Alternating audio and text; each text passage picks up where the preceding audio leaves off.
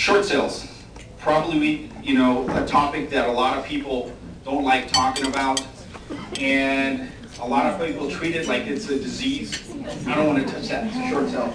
Oh my God, is that a short sale? But the fact of the matter is, short sales are here, guys and gals. They're here. And if you plan on doing business for the rest of this year, or unless you want to take a break for about a year and just come back later, you're going to be involved in short sales one way or another. Short sales, really, how long they've existed? They existed for quite a long time. A lot of people didn't do short sales for many years because the prices of properties are going up so dramatically that there was no need to do short sales. And a lot of people say, well, not all areas are experiencing short sales. That's not true. Just about all areas at one point or another are experiencing short sales. Now, there's a lot of properties in different areas that are still doing great, but I still, when I look and I pull my short sale listings, in different areas from different agents, they're in pretty much every single zone. Okay, so that's something people need to realize. How long will we be seeing short sales? A lot of people say, well, hopefully that's just a fad that's going to last a couple, 3 more months. It's not, and I'll tell you why. There's still a tremendous amount of loans that are going to be resetting over the rest of this year, and there's still a tremendous amount of people who want to hold on to their homes one way or the other. And if they can't hold on to their homes, they're going to figure out sooner or later, as these loans are resetting, that they need to sell their property. It's to a lot of people, it's not just losing their home. They're losing their whole entire dream. They don't want to go into foreclosures. They want to sell it. They want to try and preserve some of their credit. We'll talk about credit in a little bit. But you're going to see short sales, I think, for the rest of this year and probably sometime in the beginning or towards the middle of next year. But they're going to be here for a while. So if you plan on being here with all of us, be prepared and know what you're doing. But short sales have been around so long, a lot of people know how to do short sales. Why? Because a couple things. Few agents have really even closed more than a handful of short sales. Lender guidelines are continuing to change in short sales. What lenders were doing like 3 weeks ago, they're not doing it anymore. What they were doing 6 months ago, they're not doing it. So nobody can possibly be, I know she said I was an expert in short sales. I'm not an expert in short sales. I do quite a few short sales, but I'm not an expert because it's tough to be an expert in a field that's constantly changing.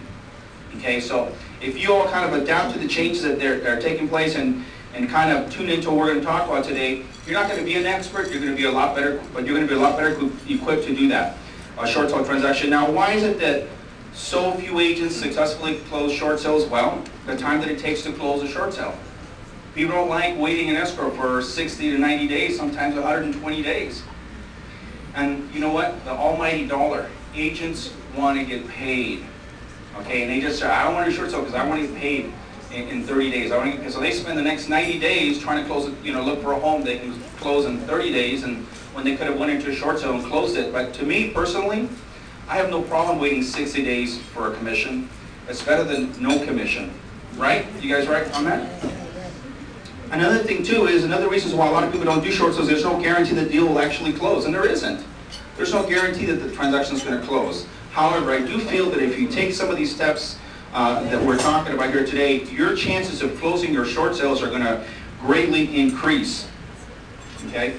And a lot of agents just don't understand short sales.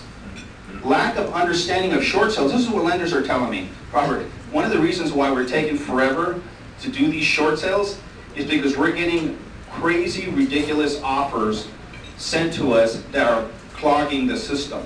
They really are. They're clogging the system. They're getting offers that, properties listed at $500,000 and somebody's coming in with $300,000 offer. Okay? And all it does is clog the system. So if you understand how these short sales work, you're going to be turning in offers that make more sense, that are going to move yours to the top of the line. Okay? So if you ignore short sales, you're going to ignore a big portion of the business in 2008. If you follow the short sale transaction procedures, your transactions, for the most part, are going to close. But not only that, there's some great deals out there, guys. There's some great deals out there. If you and your buyers are willing to be patient, you get your buyers into a pretty good property with a pretty good price. Now, the biggest concern that people have is what? If I buy a house today, what if it's worth $20,000 less or $30,000 less in 6 months?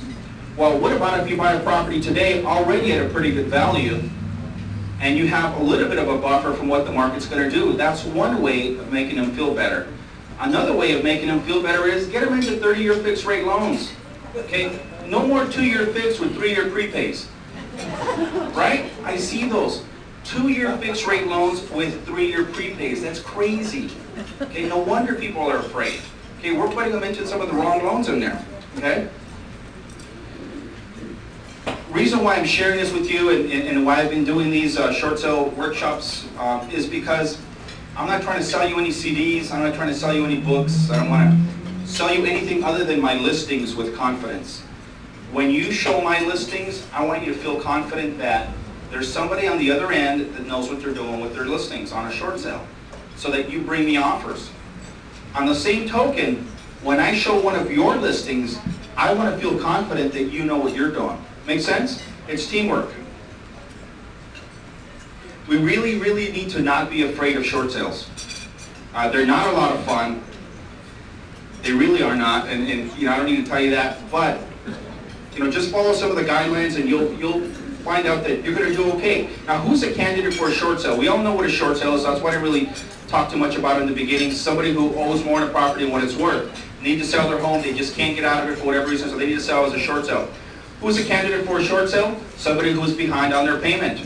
Somebody who hasn't been able to make their payments over the past couple of months, or who knows already that they're not going to be able to make their next payment. There's a lot of people in that position. Okay? Loan reset, and the borrower can't refinance because there's no more value. There is a candidate, a possible candidate for a short sale. Buyers who got in over their heads, you know, from the beginning, and they were told, we're going to refinance you in 6 months and lower your rate, don't worry about it. Or they just thought, you know what, it doesn't matter if I'm struggling for the next 6 months to a year, my home is going to be worth $50,000 more, and it's going to be okay, because even if I have to sell it in a couple, 3 years, I've made a profit. Well, obviously that's not happening. Okay? And also somebody who can show that they truly cannot make the payments. Do I have to use this mic? Yes. Do I really? Yeah. Okay, I do, okay. Got it. And also they have no other properties with equity. So somebody who has, for example, you know, 7 or 8 properties, each having $100,000 to $200,000 in equity, may not be a candidate for a short sale. So somebody also has very little reserves. So when you're talking to your client and they have very little reserves, they can't make their payments, they owe more than what it's worth. Maybe they lost their job or other financial hardship. Remember that when you do a short sale, you need to ask these questions up front. Because when you do a short sale, the lender's going to want their financials. So if you're just doing a short sale just to do a short sale and you don't pre-qualify your clients, you're not going to close your deal. Who is not a candidate for a short sale? High income with very little debt. And I've had these people come to me. They make $180,000. They bought a condo for $500,000. Their payments are $3,800. They make over $10,000 a month. They have awesome credit. They got 401ks. But you know what? I just changed my mind. I don't want to keep this house. You know, because I saw that all the rest of the homes are coming down. That is probably not a good candidate for a short sale. You may have the lender forgive the short sale, but that individual is going to have some serious tax consequences. Plenty of reserves and other savings or assets and other properties with plenty of equity. People who have a lot of other properties with plenty of equity are going to be tough to be able to convince the lender to do a short sale. So what are the negative consequences of a short sale? There's several of them. There's tax consequences. The amount of the debt that's forgiven is given to the borrower as a 1099. So let's say, for example, they owe $500,000 on the property. They sold it for $400,000 with closing costs. The lender's forgiving $140,000, somewhere around there. That $140,000 is going to be given more than likely to the borrower and to the IRS as income. So that could be a negative consequence, obviously. Credit damage if they fail to make payments, but even if they don't fail to make payments, their credit's going to be scarred. Okay, I've never seen a short sale where somebody came out of it super clean, even making their payments on time. Now, can they reduce the damage of the credit? They could reduce it, but they're still going to be scarred. So just understand that when you're explaining this to these people.